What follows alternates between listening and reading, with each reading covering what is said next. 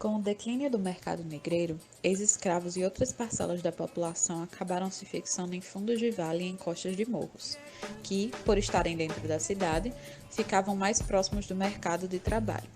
Com o desenvolvimento da economia brasileira durante o século XX, esses espaços também foram sendo ocupados, pouco a pouco, pelas pessoas que saíam do campo em busca de melhores condições nos centros urbanos, mas que não podiam pagar para morar em áreas nobres.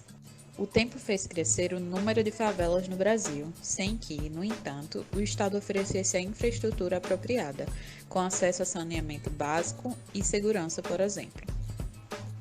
É importante, porém, que se perceba que a favela não é um espaço isolado e caracterizado por apenas problemas socioeconômicos e de infraestrutura. Por ser um ambiente multicultural com pessoas vindas de diferentes lugares do país, esses espaços se tornaram condensadores de cultura. Santos vai discutir que as categorias de modo de produção, formação socioeconômica e espaço são interdependentes. Deriva daí o seu conceito de formação socioespacial, que explica teoricamente que uma sociedade só se concretiza através do espaço por ela produzido, e que esse espaço só é compreensível através da sociedade. Ou seja, o espaço e a sociedade não podem ser entendidos como coisas separadas, reunidas a posteriori. Santos vai considerar o espaço como fator social, instância da sociedade, e não um mero reflexo social. O espaço do homem condiciona então a sociedade, compartilhando do complexo processo de existência e reprodução social. Sendo o lugar o recorte efetivo do espaço, ordenado e com significados a partir da vivência, é íntimo, emocionalmente próximo, fechado e humanizado. O que torna o espaço lugar são as experiências carregadas de sentido, significado, emoção, noção de pertencimento, enraizamento, amizade e simbolismo. Estes aspectos podem ser vivenciados diretamente, criados mentalmente através da ficção ou através de relatos de terceiros. Entender a favela como espaço apenas de violência e criminalidade também é restringir as suas características a um único aspecto. Existe violência e criminalidade também em outros espaços. É verdade que há pessoas que habitam esse lugar apenas por necessidade ou falta de opção. Todavia, embora esses espaços de vivência tenham suas limitações, muitas pessoas identificam-se e têm orgulho de sua origem. Tanto é que muitos têm optado por utilizar o termo comunidade para referir-se à favela. Esse termo traz consigo a identificação com o grupo ao qual a pessoa se sente pertencente e não carrega os estigmas negativos relacionados com a palavra favela.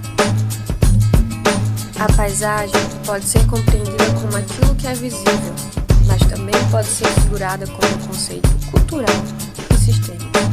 Dessa forma, o conceito de paisagem tem tradicionalmente a concepção relacionada à visão e à representação pictórica da realidade, servindo de cortina e não como um cenário, ocultando e distorcendo a realidade ao invés de revelá-la. Nas favelas, o que ocorre é que podemos perceber ainda ao longe a imagem clara das desigualdades. Aos nossos olhos, além da objetividade da observação, há a subjetividade do observador e a intencionalidade de quem faz o recorte da paisagem. De forma conjunta, a objetividade, a subjetividade e a intencionalidade dão à paisagem o poder de ocultar ou de revelar a realidade, em significância no conteúdo social, pois essa é a sua essência. A paisagem que vemos das favelas, mesmo ainda tão explícita, oculta muitas realidades, sendo a paisagem capaz de promover o domínio ou a emancipação. A paisagem também denuncia a construção das favelas, que desde a década de 1920 carregam as antigas marcas de habitações improvisadas e sem infraestrutura. A paisagem é então reveladora dessas desigualdades, sendo resultado dos processos sociais ali ocorridos.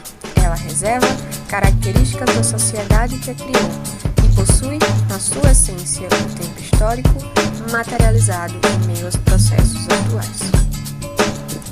Favela que até mesmo em sua palavra de origem já está cheia de significados, traz então um contexto totalmente subjetivo à paisagem.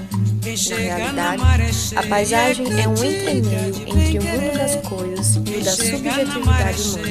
É uma maneira de ver, de compor e harmonizar o mundo externo em uma cena, em uma unidade visual. Na maioria das cidades brasileiras, a Zona Sul é a zona mais nobre, onde se localizam os bairros de maior infraestrutura, enquanto que a Zona Norte, por exemplo, é a porção mais suburbana, concentrando o maior número de moradias precárias, como os cortiços e as favelas. A falta de moradia é um dos principais problemas que assolam os países, principalmente os subdesenvolvidos. Uma das consequências mais visíveis deste fenômeno é o processo de favelização. A localização das favelas escancara a divisão socioespacial quando está mais presente em uma zona do que em outra. Para a geografia crítica, o conceito de região está ligado às dimensões econômicas e políticas, tendo como foco de análise as produções e diferenças sociais do espaço ligadas à produção capitalista. Assim sendo, o estudo das regiões foca na desigualdade do desenvolvimento geográfico e nos contrastes que existem entre os lugares. Ao analisar a ocupação urbana no mundo, em especial no Brasil, pode-se notar uma incidência de ocupação consideradas impróprias para a moradia. Em muitos casos, são áreas que colocam a população em risco. Por serem desvalorizadas pelo mercado imobiliário, acabam sendo invadidas por quem está à margem deste mercado. Para entender este problema que as ocupações representam, é necessário entender também o conceito de território. Para a geografia crítica, o território é uma área do espaço delimitada por fronteiras, a partir de uma relação de posse ou propriedade, seja animal ou humana.